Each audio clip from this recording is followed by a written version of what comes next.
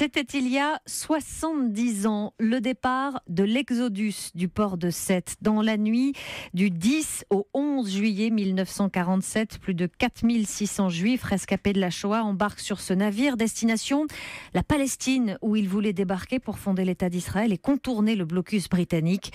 Jean-Sébastien Soldaini a rencontré pour Europe 1 le dernier survivant de cette traversée. Pour ne pas alerter la marine anglaise, le Mossad affrète le navire pour une autre destination, la Colombie. Mais une fois au large, l'Exodus surchargé de la cale au pont change de cap. À son bord, Noah Kliger a 20 ans.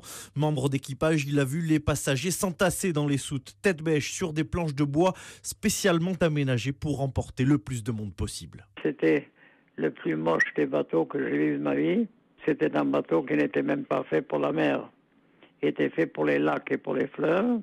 Mais ils avaient quand même transformé ça en un lieu où vous pouvez dormir dans les 4600 personnes. Les conditions étaient difficiles. Ah oui, mais ça ne nous dérangeait pas, nous. On dansait, on chantait. Nous étions pour la plupart des rescapés des camps de la mort. Pour moi, c'était un paradis, ce bateau. À l'approche des côtes de Palestine, la marine britannique donne la charge. Plusieurs éperonnages forcent l'Exodus à se dérouter vers Chypre. Noah Kliger parvient à s'échapper, à gagner le futur État d'Israël sur un canot. Les 4000 autres passagers, eux, sont renvoyés en Allemagne. Une mesure qui choque l'opinion internationale après la Shoah, laissant penser que l'épopée du navire a beaucoup joué dans la création d'Israël par l'ONU. Jean-Sébastien Soldaini.